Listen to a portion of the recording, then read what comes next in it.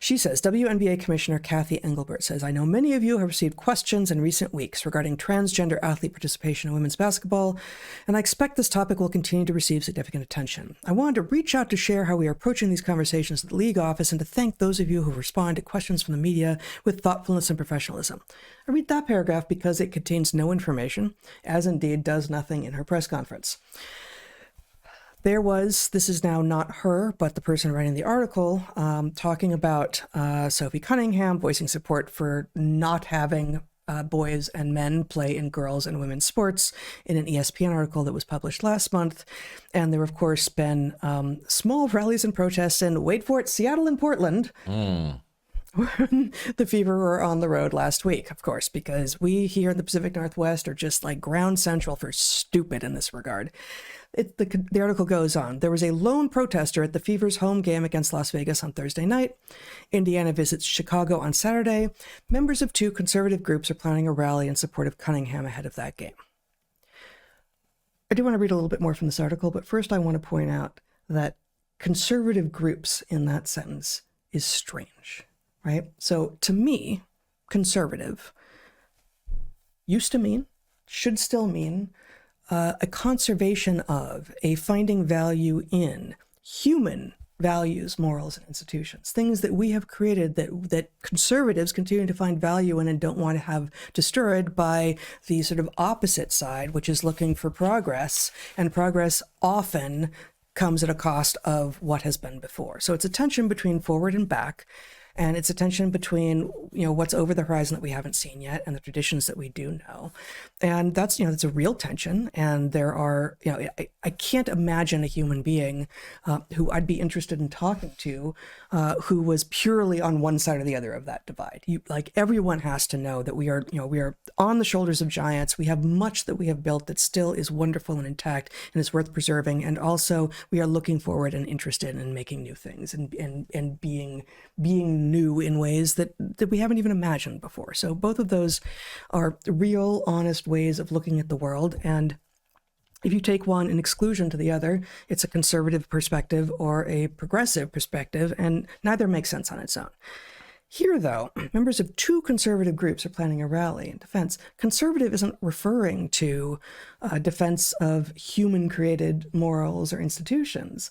It's referring to, I don't even want to say belief, just like a recognition of fundamental, unchangeable reality. So, and I was thinking about this, did conservative ever mean this before? And there's a little way in which that I came up with, and maybe you can come up with more, Bret, that conservative has previously meant a defense of what is, of simply what is, regardless of what we want it to be. And I would say that the term family values comes in under this. And, values can mean a lot of things, and there have been defenses of what some conservatives have understood to be the values of the family or the ways that the family can only look that have been laden with moral valence. But a family is older than humans, older than primates even. So families are real things that may be defended in some circles or not defended in others, but the fact is that they are a real thing that exist, and there's no getting around it as a human. And there have been attempts by those on the left to claim that families are the source of all evil, and families and capitalism go hand in hand, and this is batshit crazy. But families are real and exist without our understanding of them, exist without language. Anything that exists before language is suggestive of it being a very old and fundamental thing. But of course, sex, the non-changeable nature of human sex, of mammalian sex, is way older than us, way older than any human valence. And so the idea that now part of what it means to be a conservative, apparently, is to defend reality is a remarkable transition in terms of what the word means. I think you've wrestled something to the surface that's really important. When we say conservative, it is shorthand for conserving the agreements about how we are to interact at a civilizational level. Yeah. And this is exactly the battle we're having. One of the things that conservatives will wish to conserve is an agreement that there's some place where we can pursue objective truth. We don't necessarily have the objective truth, but we settle on it through some mechanism. We don't defy it. And that the woke revolution, this week we are now talking about woke 1 versus woke 2, based on something that AOC said, but the woke revolution is weirdly an attack not on the details, but on the foundation. It's like, if it's part of the agreement about how we are to function, then it is to be opposed.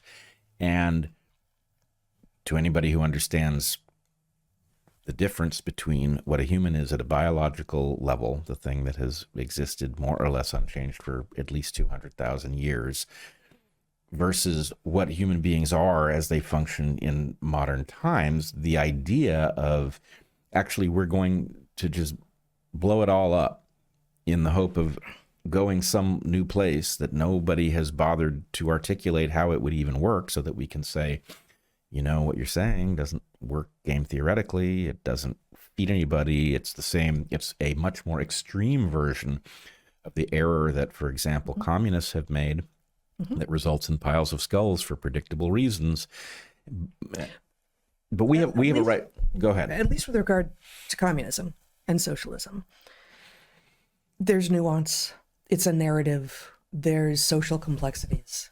And, the story that those who would still defend these systems tell about it, the true form has never been tried, etc., isn't right. But it does take some thinking and some knowledge and some observation to assess why those things don't work. And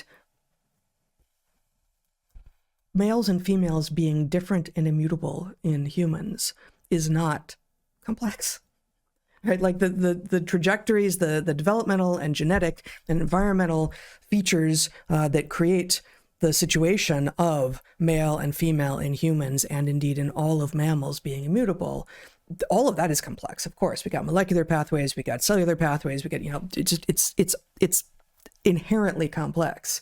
But the conclusion that sex is binary and immutable in humans is not.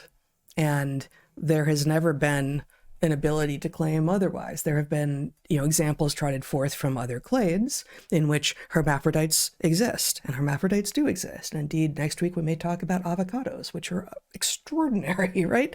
And clownfish exist, and slugs, Pacific banana slugs exist. And we have simultaneous hermaphrodites and sequential hermaphrodites in various clades across the sexually reproducing organisms on this earth. And that's not anything that has ever happened in mammals, in part, but this is sufficient. This is a sufficient characterization to explain why this has never happened in mammals. We have genetic sex determination. XX individuals can't become XY or vice versa. Yeah, it's literally one bit of information. Yeah. And it's not to say that the system that is set in motion by that one bit of information is not complex. It is. Right. But the reality of sex comes down to, if you zoom down to the level of the presence or absence of the Y chromosome and the SRY gene, it's one bit. It's present or it's not, or functionally present or not. And so the point is, the attack on reason and agreement could not possibly be more. It's hard to go deeper than that. You're going to attack the binary underneath sex. Well, right. You are free to do that on your own time. But what you're doing is you're attacking our ability to have a basic agreement over the most obvious thing that there ever was. And that attack, there's something duplicitous about not even laying out your claim about what system exists in the aftermath of the one you're attacking. Right? At least with communism. I mean, I detest this system because it is game theoretically destined to punish the wrong people and reward the wrong people, right, and to starve millions if done at scale, guaranteed to. But it's at least a claim that can be evaluated. We can say, from each according to his ability to each according to his need. Okay? You can put that forward and you can say that's a desirable system. And then I can say, is it? Here's what I see. If that system worked, here's why it's not good. Right? That's an argument that we can actually have because you've at least put your proposal on the table. And your argument is not, as you just laid it out, inherently about why it will never work, although that is also true. But the fact that a claim has been made that this is what we want, we can then, we can spend all of our time dithering about and like, oh, it's never worked and it doesn't work and it won't work and it's never been tried and, all of that. And that, many millions of people have spent a lot of time doing that.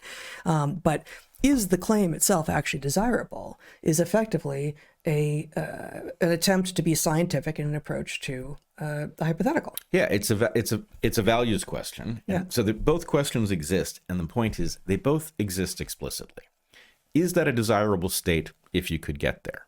No. Punishes the wrong people, rewards the wrong people. Is it possible to get there? No, because the game theory, when you start rewarding the lazy people and punishing the productive people, causes a lack of productivity, which causes mountains of skulls. So the point is, at least there is a conversation. You have made a proposal. I'm going to point out why your proposal sucks. And then we do the thing that is, again, at not the level of basicness to our system that binary sex is, but, a couple layers up. How are we going to figure out what system to have? Well, we're going to hash it out. Yeah. And the point is, an enemy that refuses to enumerate what it wants and why, makes allusions to what we want, is a perfect world. And you're in the way because you're defending a system that's imperfect. And it's like, okay, tell me how that system works. Put it on the table so that we can talk about whether you know what you're talking about or not. And it's like, nope, we're going to be so vague that there is no evaluation. And the point is, that's an attack on reason itself, obviously. That's an attack on consent of the governed. You don't want my consent. You want to force me into a system that if you put it on the table, I could explain why it's not going to work, but you're not going to put it on the table so that that doesn't happen. And, it is self-defeating. You're going to destroy a system with no replacement, and the consequences will be real starvation and worse. Well, I don't know how to segue that back to sex. But I agree with all of that. But this use of the term conservative, as I was saying, feels so much more fundamental and simple. Frankly, this doesn't feel like a complex issue, even though everything that led to the fact that sex is both binary and immutable in humans was complex. But the fact on the table in front of all of us throughout all of human history and prehistory and for tens of millions of years before that has been that mammals cannot change sex. And so I'm not. It doesn't come with all of the framing about like what is desired. It comes with a claim that is patently untrue.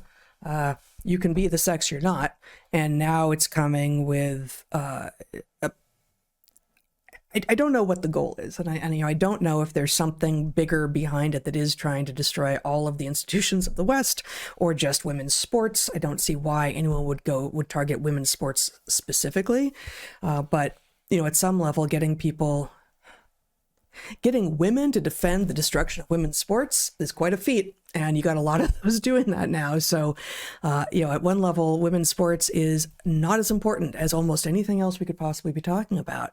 But having gotten people to turn on family members and tell them they couldn't come inside for Thanksgiving if they hadn't gotten their insane COVID shot is something that you can't ever undo. And these people are now going to tie themselves in knots trying to explain themselves to themselves and to others. Once you have defended the right to destroy a system that in the 1970s you would have been on the opposite side of because you would have been pro-Title IX at that point, is something that you can't undo. And it weakens individuals when you get them to argue for something indefensible.